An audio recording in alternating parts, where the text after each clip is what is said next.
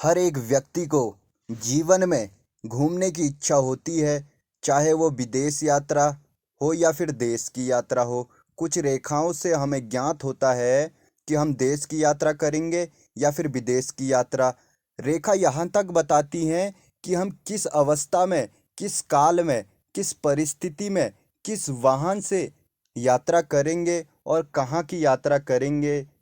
हमारी यात्रा किस प्रकार की रहेगी, यात्रा शुभ रहेगी, यात्रा से हमें लाभ मिलेगा या यात्रा से हमें हानि हो सकती है, या यात्रा हमारे लिए लाभदायक रहेगी। इन सभी बातों का अध्ययन हमारी हाथ की लकीरों से हो सकता है। एक प्रबल ज्योतिषी हस्तरेखाचार्य आपको बता सकता है कि आप किस समय में यात्रा करेंगे और आपकी यात्रा कैसी रहेगी। नमस्कार दोस्तों, गुणेश्वर ज्ञान गंगा यूट्यूब चैनल में आप सभी का हार्दिक स्वागत है। दोस्तों, वीडियो पसंद आए तो चैनल को लाइक, शेयर, सब्सक्राइब कीजिएगा, वीडियो को लाइक कीजिएगा।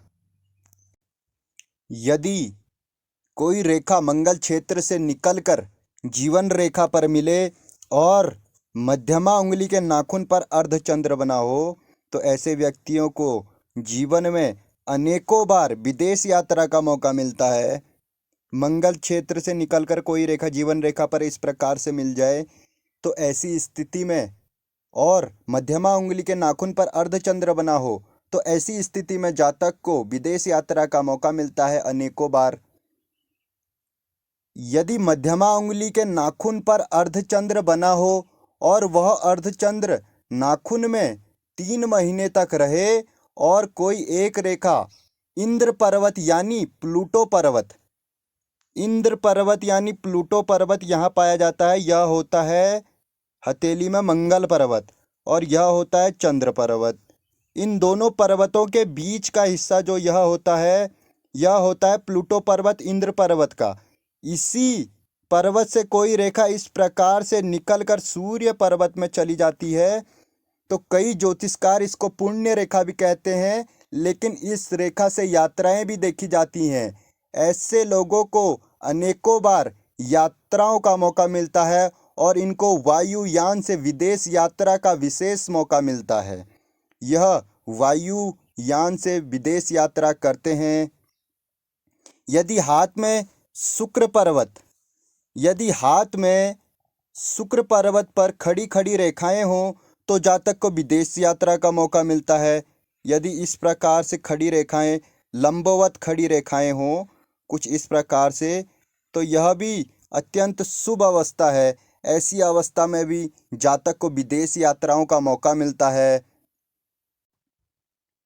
यदि कोई रेखा शुक्र क्षेत्र से धनुष की आकृति बनाते हुए चंद्र पर्वत पर जाए और मध्यमा उंगली के नाखून पर अर्धचंद्र बना हो, तो जातक को पानी के जहाज से विदेश यात्रा करने का मौका मिलता है।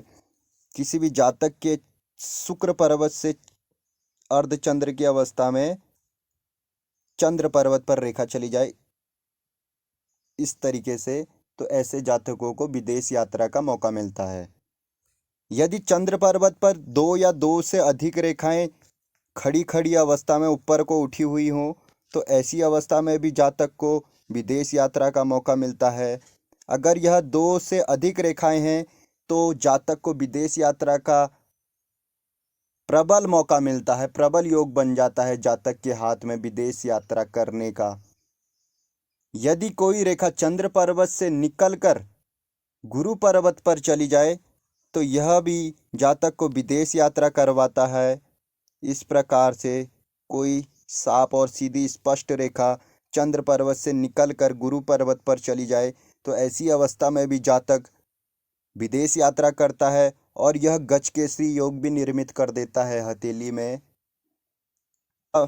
मछली का चिन्ह जिस भी जातक के हाथ में बना हो तो वह जातक निश्चित ही अपने जीवन काल में विदेश यात्रा करेगा। यात्रा के दौरान आने वाली बाधा एवं यात्रा में आने वाले दोषों के बारे में हम कैसे जान सकते हैं? हस्तरेखा के द्वारा। जो हमने आपको अभी यात्रा रेखाएं बताई, इन यात्रा रेखाओं को देखना होता है। इन यात्रा रेखाओं में अगर कहीं पर क्रॉस बना हो तो ऐसी अवस्था में जातक को यात्रा में कठिनाई का सामना करना पड़ सकता है। यदि रेखा में कहीं पर काला धब्बा हो तो जातक को यात्रा में समस्याओं का सामना करना पड़ सकता है। चंद्र पर्वत पर क्रॉस हो तो जातक को पानी की यात्रा से परहेज रखना चाहिए। धन्यवाद।